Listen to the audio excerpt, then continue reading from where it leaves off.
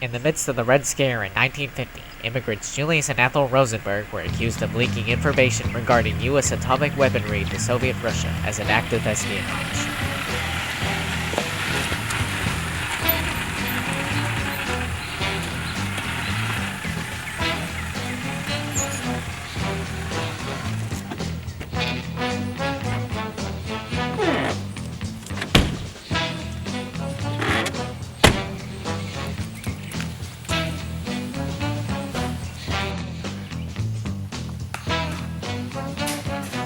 Excuse me, but are you Mr. Rosenberg? Yes, how can I help you, officers? Mr. Rosenberg, you're under arrest for revealing government secrets to the Soviet Union. Wait, Under what? espionage act. I don't understand what's going on. Everything you say can. No, let go of me! No! Yes, no. I'm innocent, I'm no spy! Let me go! Like I said, remain silent, sir. No!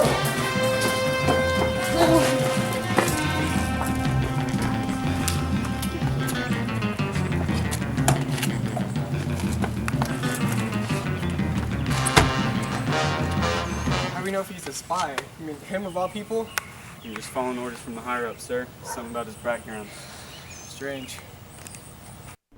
Shortly after their arrests, Julius and Ethel Rosenberg were interrogated by the authorities. Let's get right to the truth here, Mr. Rosenberg. We've got guys informed us that you've been leaking government information to the Soviets. I said it before and I'll say it again. I am not a Soviet spy. Not only are you spying for Russia, but your wife Ethel Rosenberg's in on it too. Ethel, you think my wife is a spy too? I mean, it's pretty obvious. You and your wife have background with Russia. First of all, I don't know what kind of evidence you're going off of thinking I'm a spy. Mr. Rosenberg. Second, my wife has very little to do with my government work. Our evidence tells us nothing, Mr. Rosenberg. You and your wife are spies. Show me the evidence and I'll be glad to prove it We don't wrong. have to show you anything, Mr. Rosenberg. We're just trying to help you. Help me. If you just cooperate with us, Mr. Rosenberg, you and your wife will still have a chance. We have too much information to say that you guys aren't spies. If you fess up now, you guys will end on a lighter note. I will not admit to such false accusations. Take him and Miss Rosenberg out of here. Know that if my wife and I die for this, there will be hell to pay.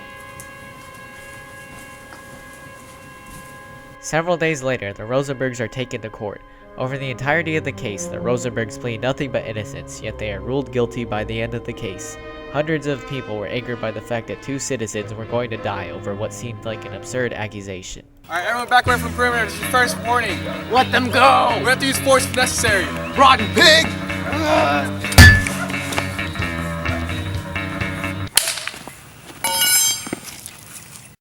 2 years later, on June 19, 1953, Julius and Ethel Rosenberg are executed by electric chair. Mr. Rosenberg, any last words? I am not a Soviet spy. You're making a huge mistake. The evidence has shown us enough. You could have lived if you and your wife just admitted that you were spies, but you refused.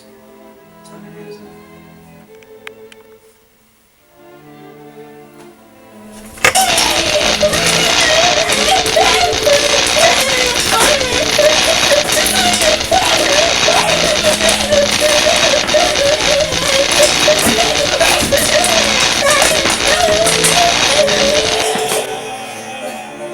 The death of the Rosenbergs was seen as a tragedy among the American public. The Red Scare, once a prominent phenomenon around the American people, now died as a result of the execution. Which is why we must find all communist Americans and bring them to justice. Senator McCarthy, the Rosenberg Trial has proven to us Americans that we do not need any more deaths as a result of these accusations.